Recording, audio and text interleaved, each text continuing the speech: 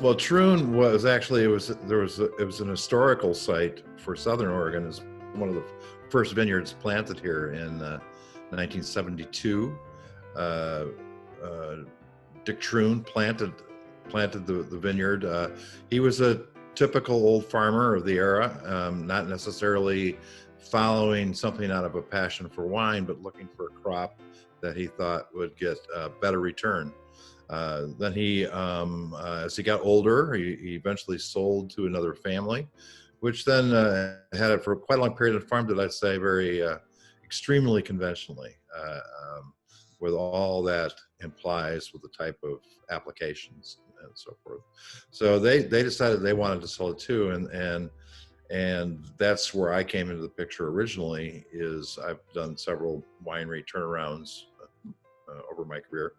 And I came here, I think, thinking this was going to be another kind of a short-term project, and then move on up north. Then, like land will do to you, so often you actually fall in love with a piece of land and see it as something special. So I looked at the soils in 2016 and the health of the vines, and they were struggling in many ways. The soil was intensely compacted. It had not been worked properly. The application of herbicides and just about everything else you would do in a industrially farmed vineyard had really taken the life out of the vines. So you had weakened vines, a lot of trunk diseases, esca, type things like this, and I felt that there was only one course to bring the vineyard back to life, and that was within the framework of biodynamics. Because the essence to me of biodynamics is the restructuring and rebuilding of soil health. And if you've got healthy soils, vines, which don't really require nutrient-rich sites. In fact, they really don't like them that much. So it's not that you have to turn the soil into, something that's full of nitrogen and potassium and everything like that. What you have to do is rebuild the microbiome of the soil, which then allows the plant to naturally take the nutrients that exist in the soil already. And if you have a healthy plant, of course, you don't need all those sprays and things like that. So we embarked immediately at that point in 2016, went exclusively organic, biodynamic in our applications. Going organic is actually relatively easy as far as just doing it. Biodynamics takes years of layering efforts to get to that point. So we did get to that point as far as certification in 2019, but the actual mission that we're on, the voyage, I would say, is a decade or more to really repair the soil and the natural system of the vineyard. But we've seen dramatic improvements, so I'm really comfortable with what we've achieved. No quarrel with any of that. Craig, I know that your background has been in this area of, as you say, turnaround, but also with biodynamics. When you came on, did you expect and plan to convert the property to biodynamic farming, or was that something that the owners intended, or how did that? No, that was my plan. That was my plan. Well, with the old ownership, it would have been, but then new ownership came in 2017, and Bryan and Denise White, who are based in Texas, and they fully committed to the concept of a deep commitment to regenerative agriculture on the entire property. So that first year must have been pretty difficult. Well, it is, except sometimes plants that have been treated very badly for a long time seem to respond to a little love. So we've seen a rapid improvement in plant health Nice. over the years. We've also because there were some virus issues on the property, we've gone into a complete replanting program over a 6-year period. So eventually all the plants will be farmed their entire lives from the time they were planted organically and biodynamically. So that's where we really will see the transition in the future. Yeah. Okay, great. And you haven't been on this journey alone. You've had some other people working with you that share your Yes. philosophy and share your passion. Yeah, it takes a team. I think that a lot of times when we talk about biodynamics, we tend to think about what we do in the vineyard, but to me, it's also something that happens to the team. It's a cultural change. This shared mission to rebuild a vineyard. Just changes the way everyone thinks and acts to have a connection to a true goal that means something. Mm-hmm. So, as I mentioned, with Bryan and Denise White as the owners, and then Nate Wall, exceptional winemaker who's been on board since 2018. And is firmly committed to the whole process. That's why he's here. In fact, that's why he came, is to be able to work within a biodynamic context. It's interesting because he has a science background. He graduated from college with a degree in biology and then got a master's degree in environmental engineering. And then after a couple of years, like so many of us, made the jump from the original career into the wine business. And so I think that's very reflective too of our overall look at the way we practice biodynamics, is we believe there's science behind it. And so we're trying to really deeply dig into the whys of what's happening and so forth. So we've invested in a lot of soil studies ongoing. We're working with Biomakers, a company from Spain originally, but that's now in the US, and they do genetic sequencing on all aspects of the vineyard. So we're doing soil samples every year, we're doing swabs off the grapes every year, and then we're doing 2 samples during fermentation, and then looking at all the fungi, the bacteria, the yeast, everything and watching how it changes over these years. So having a science background and a winemaker is really in line with what we're doing. Syrah Thompson joined us as assistant winemaker, again coming here to work looking to work in a biodynamic environment. She had been working at a winery in South Africa before, and then came directly to work for us. So, and then we've tried to expand it through the entire team, even into the tasting rooms where they're deeply involved in like when we prepare biodynamic preparations and things like that, they're engaged and also part of the process. So it's rebuilding the soil and rebuilding the people. It's the same process. And I was there for some of that. You invited me out to unearth the horns, and that was really a magical experience. It felt very holistic. It felt very natural. It felt like I was part of kind of this larger process that was just carrying me along. Both with the land as well as the material and the people. So I really appreciate that opportunity. Yeah, the horns, the burying and the digging up of the horns for 500 and 501, there's a certain ceremonial aspect to it, I think, where it does, as you said, that kind of connection to the earth, and doing that as a team, and everyone doing it together and sharing the experience. It adds a new dimension to what we do. So I think that those aspects are as important as the soil health Yeah, aspects. I agree. So tell me how, over the course of this last year and the year before, how you're transforming the property. You did mention changing out the rootstock, but I know that there's much more going on. Mm-hmm. Well, our replanting process is continuing, so we're doing about 10 acres a year, so that's significant.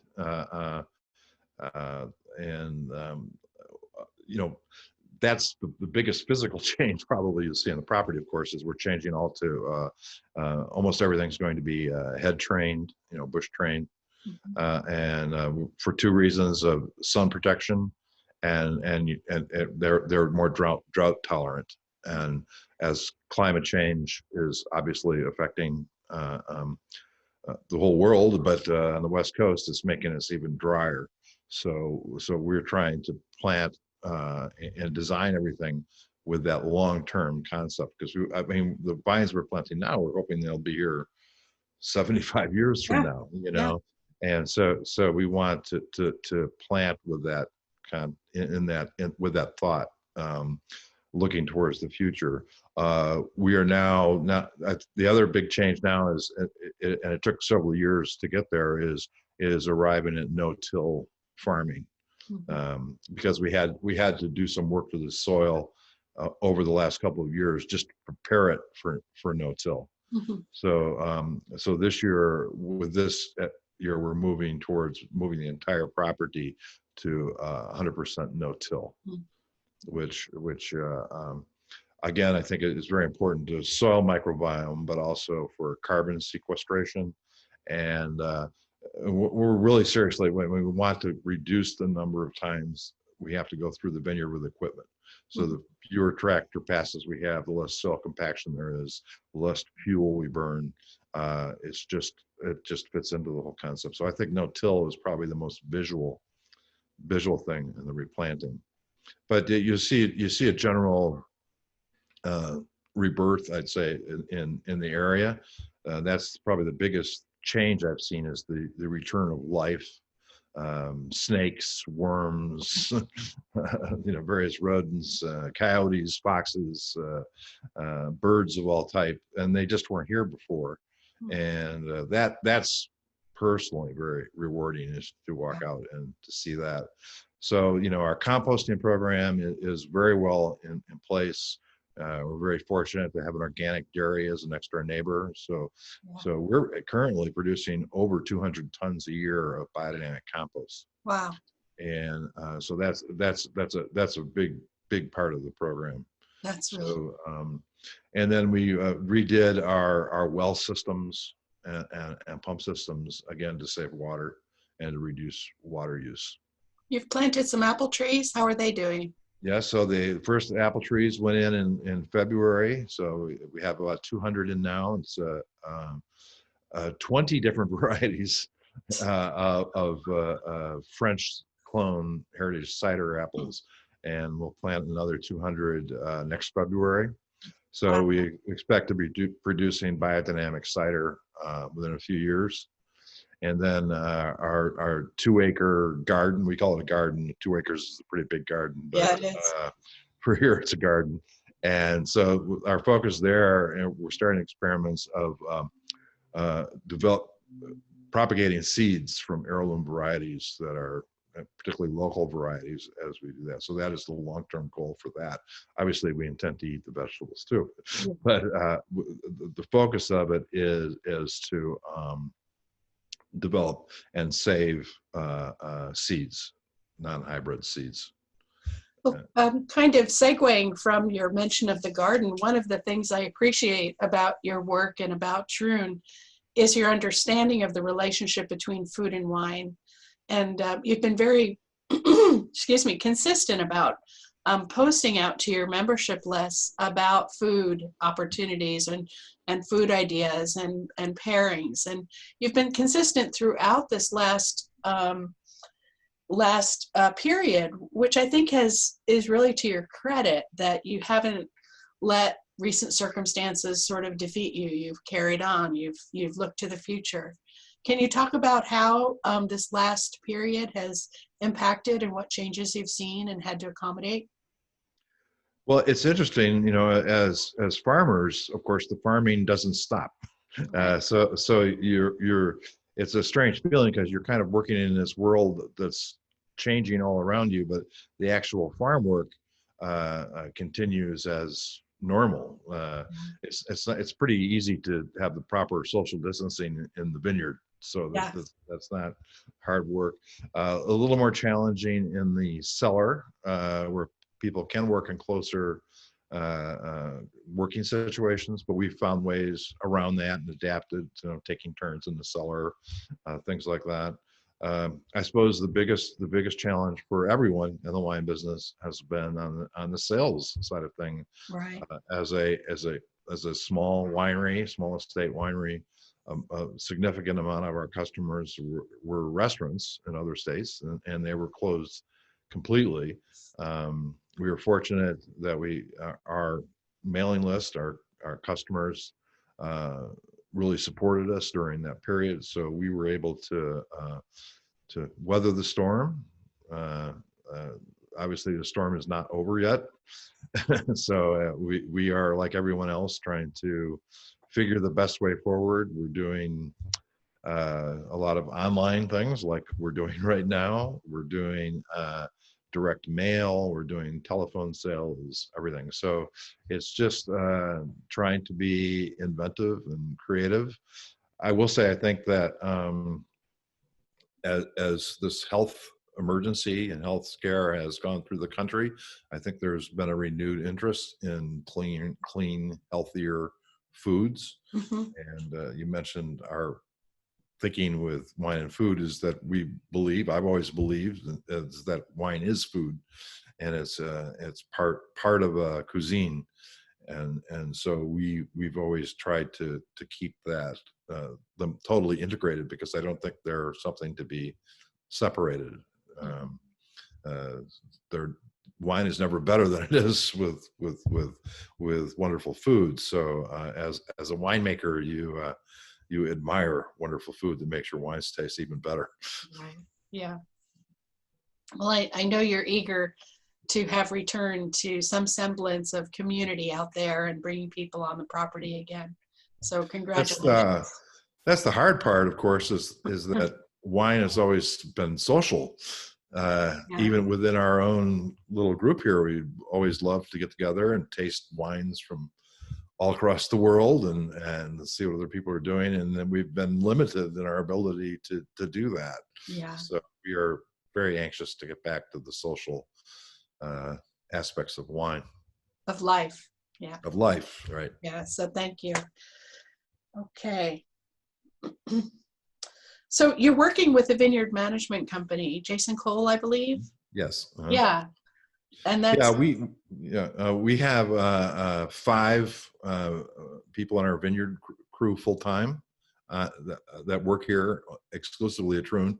But then we also work with Jason Cole, and he does he's our viticultural advisor and consultant. He has his degree in viticulture from UC Davis, and then a master's from Montpellier in Languedoc, southern France. So and those are the varieties that we grow. yeah. So it's an ideal situation. And then as a vineyard management company, he has a crew. So when it comes time for harvest, or when we have large vineyard projects like pruning and things like that, that Get we them can done bring in very a quickly. larger crew to do that. Yeah. But a lot of the daily work is done by our full-time crew. Yes, I understand that. I do really respect Jason Cole's work, and I Yeah. think one advantage he brings is a broad understanding of viticulture here locally, because he works on so many properties. Mm-hmm. So that is Yes, an and advantage. he's also developing his own vineyard nursery, and it's organic, and, Right. and it's exceptionally difficult none of the big nurseries are organic. Uh-huh. So we're really looking forward to be able to, and we're developing now, getting cuttings and planting in his nursery, of the varieties we're planting, and then taking cuttings from those organically farmed vines so that we can have vines that were always organic. Beautiful, beautiful. I've been out to his property a couple of times, and it's so remote out there. It's like going to another world, but it's a pleasure. Yeah. He has issues having sheep there because their mountain lions are definitely in his neighborhood. That's funny.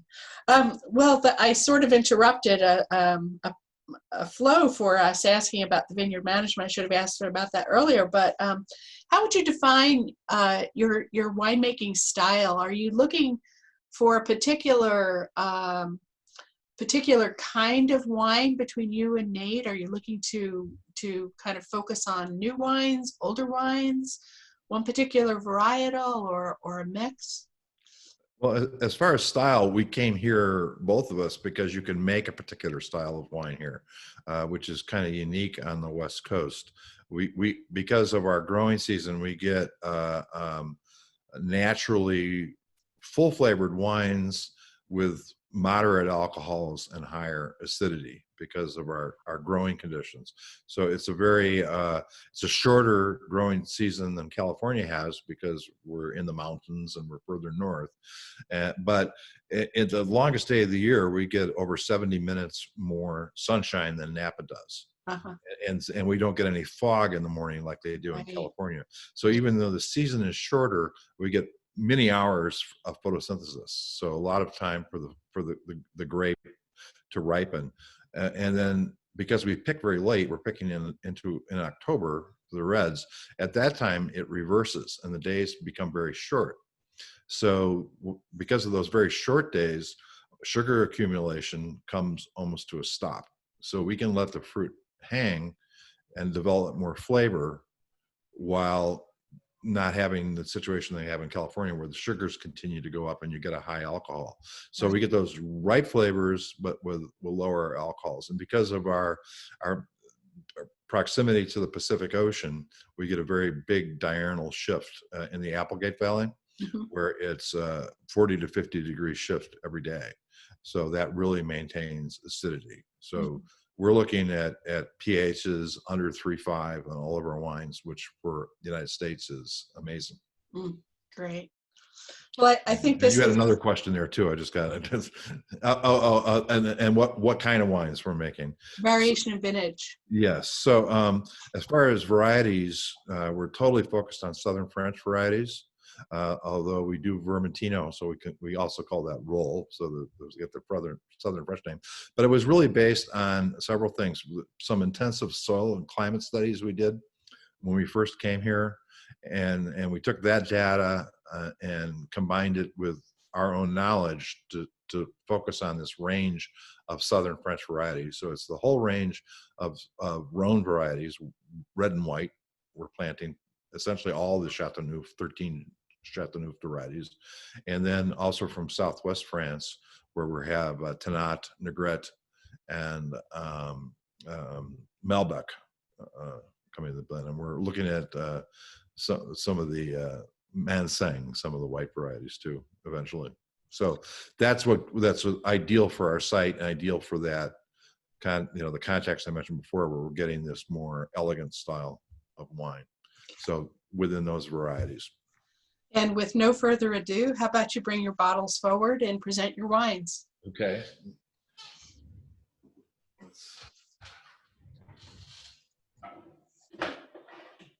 We're going to start with a Patnat, Méthode Traditionnelle, and it is from Tannat, 100% Tannat, which is quite a surprise to a lot of people.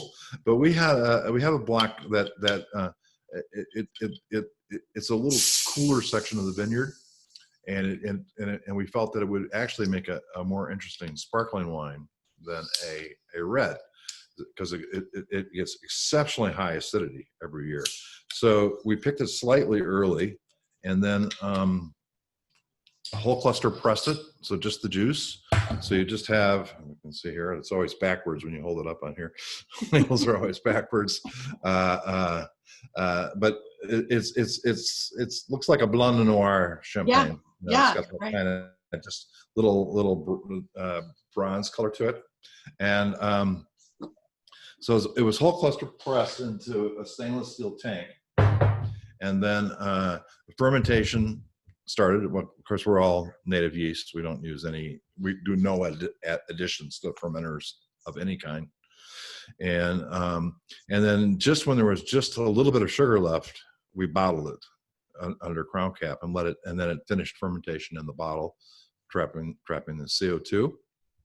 And then we disgorged it after about 6 months, and you end up with this. You can see the color better there. So the chemistry on this is really interesting, especially for an American wine. So it has a pH of just under 3 and 9 grams TA. So it's exceptionally zesty and zippy, but it's ultra brut. It's super dry. I mean, there's zero residual sugar in it. So, you know, but it gives you that kind of again, like a brut sauvage type of champagne. So it's got that kind of edge to it, and it's just it's, you know, it's not as, they're not as serious as champagne, you know, not the Years-on at least, but they have a certain joy to them, I think, a little fun celebration, and so we're very pleased with it, and we're going to continue it. This was our first year. So. Is that that's your first sparkling wine then? Mm-hmm. Good. But it almost has this little flinty smokiness to it from the lees, which is super interesting, I think. Nice. And what would you pair that with personally? Well, oysters certainly come to mind because of the dryness of it and everything. But you know, so any kind of seafood like that, I think, would be, because it's relatively delicate. It's not, you think tannat, you think heavy and everything, but it's relatively delicate. But that dryness of it just makes it, I think, ideal with raw shellfish of every kind. Nice. You're making me hungry. Yes, well, you know, there's some pretty good oysters not too far from here. So. All right. So next is an orange wine, and I'm so pleased to see that this year. Yeah, so we're actually making 2 orange wines. We call them amber, which is kind of the reference to the Georgian name for skin contact wines. So the one we're tasting today is it's fermented on the skins in small fermenters, just like we would make our reds, for about 3 weeks, and you know, punched down just the same way you would for the reds, and then fermented to total dryness, and then pressed off. Again, it's just the red wine process basically. So it's pressed off into neutral oak, neutral French oak, where it finishes its fermentation. And there's 3 varieties in this: Riesling, Vermentino, and Viognier. And we had made orange wines from these varieties separately, but we really like blending, and the idea of putting them together really appealed to us. We feel it's much better as a blend and much more complex. So this is the amber, Kubli Bench amber. We're on the Kubli Bench. This is a small plateau above the Applegate River. Again, so just fermented on the skins, punched down every day for 3 weeks, and then 6 months in barrel, and then we bottle it. And it's our more forward, I'd say, for lack of a better style, orange wine. It's got a lot of fruit to it, a lot of depth. But we also make another orange wine in amphora, which is Vermentino fermented on the skins and stems for 8 months. Hmm. And we'll be bottling, pressing that in about 2 weeks from last vintage. It's been on the skins all that time. Wow. So that one is much more structured and intense. And this one is more forward and fruity in style, which is interesting. You see, it's quite clear. Mm-hmm. The term natural wines comes up a lot. We believe we're natural winemakers, but we also believe in clean natural wines. So we don't want wines with faults. So we're super obsessed with cleanliness in the winery. And then, so you combine a super clean winery with extremely healthy fruit, you can make clean, non-faulted natural wine. Okay. So, but this has got, it's got honeysuckle and orange mandarin, and it's very spicy and savory. Just enough tannin on the palate to grip a little bit, but then round it out with the Viognier, I think makes for just it's just and so interesting together. What's the percentage in the blend? So it's 72% Riesling, 16% Vermentino, and 10% Viognier. Okay, thank you. And the Riesling will eventually go away. This is not a good area for Riesling. It's kind of how we ended up with orange wine. First year I was here, we tried to make a dry white out of it, and I really didn't like it. It's just too warm here for Riesling. But it had all these great phenolics, and structure. So it occurred to me this would make a really interesting orange wine because of those phenolics. So we started with that. Now as we're replanting, and the Riesling, I won't replant Riesling when I pull that out. So in the future, I believe this will be predominantly Grenache Gris with some Vermentino and Viognier. Okay. Well, I'm looking forward to tasting it for now. Don't know how well it'll age, huh? It's interesting on the aging idea because it's got tannin, it's got a lot of acidity, and it's a little bit pre-oxidized, from the exposure, because it's got a lot of exposure in the fermenter and then in barrel. So it should last for a long time. But as this is the first time we made that exact wine, I don't know. We'll see. We're gonna find out.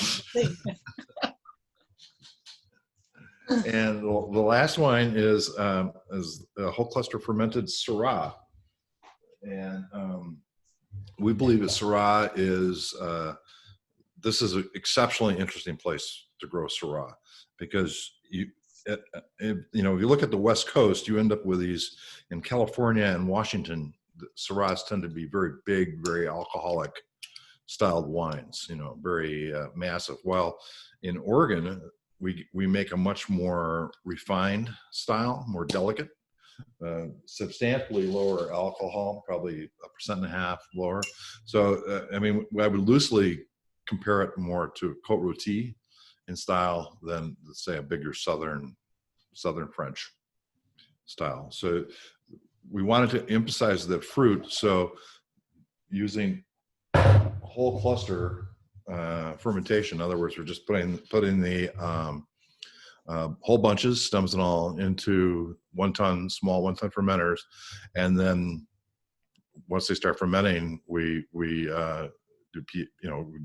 tread by foot because you can't use a plunger to go through it, and eventually you work it down, and it goes through that complete fermentation. So you're doing some of the grapes are going through a slight carbonic maceration without going through a full carbonic. So it brings up all these aromatics and depths of fruit and aromas. And then, so again, it's about 3 weeks, and then into neutral oak, and everything goes into neutral oak. We don't use any new oak on any of our wines. And we feel that because we get these more delicate tannic structure here, kind of a silky tannin, that the wood tannin never integrates with it. So this is the whole cluster Syrah from Estate. You notice now we've changed our packaging now. We don't use capsules anymore. Yeah. and we've changed to DM Origine Uh-huh. corks, which are there's no microplastics or anything in these. These are, and you can't get any, you don't get any corked wines from them. So they're 100% free of TCA, but they're bound together actually using beeswax. Oh. So it's a totally recyclable, reusable cork. And because they're pressed corks, you know, they're not solid corks, they're more environmentally friendly because they don't, you know, to make a regular cork, you're punching it out of the bark, you know, the tubes. This, they can grind everything down, reconstitute it, adhere it with the beeswax, and so you don't waste as much of the cork. Everything. So, and then we changed, and no more capsules, and we moved to much lighter bottles. So again, those are more environmental issues. Progress on every front. Pardon? Progress on every front. Yeah. I mean, you can't. I don't think you can. Nothing gets isolated. You know, you have to have a common philosophy through everything you do at the winery. So you know, you treat people well, you treat the soils well, you treat the environment well, and put that all together into the way you live your life and do your work. I mean, so we get these again. So it's not that kind of dark purple you see. You know, it's more on the ruby side. You know, the light smokiness, that meatiness of Syrah. I always think that the varietal character of Syrah this is something that most people probably don't know anymore, but I always associate it with the smell of a butcher shop. The smell of the sawdust and the meat and everything has the kind of earthy, meaty, woody smell. And that to me is Syrah when it's expressing its variety. If it's grown where it's too warm, it becomes very jammy. But in a more restrained environment, you get it more into those the earthy, complex side of Syrah.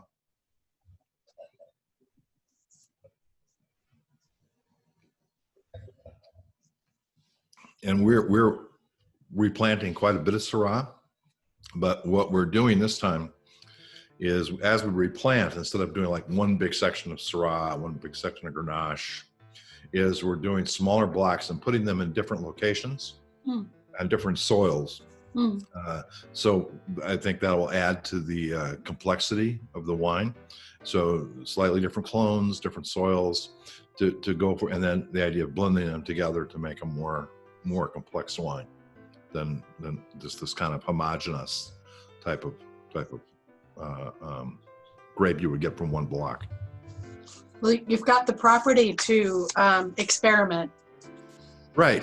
That's one of the reasons I wanted to come here from Napa. You can't really experiment in Napa. I mean, yeah. You've got different elevations. You've got different exposures. You've got different soil types. It's a beautiful place. It's a beautiful place. It is. I would say that the Applegate's one of the more beautiful wine regions in the United States. Yeah. Well, Craig, I want to thank you for your time today. Is there anything that I didn't ask or kind of evoke with the questions that you'd like to add? Well, to me, the whole slow wine movement has been, it's been so important to us to have this connection that is interested in what we do. Still, making biodynamic wines it's a niche market. Most people have no idea what biodynamics is. They sort of know, they know what organics is, but they don't know what biodynamics is. And the ability to get that message out and connect with people that of like mind, that love food and wine, and that's what our types of wines are for. So having this connection with slow wine has been a great honor for us. I think you've done a good job of transforming Troon in many ways. Yes, it's unrecognizable from 2016. If you came here, if you hadn't seen if you hadn't seen it since 2016, you would not think you were in the same place. Yeah. So, Craig, thank you so much for participating today. I really appreciate your time, your expertise, and most of all, thank you for making good wine. Well, thank you, and it's always a pleasure, Maureen. Come back and see us soon.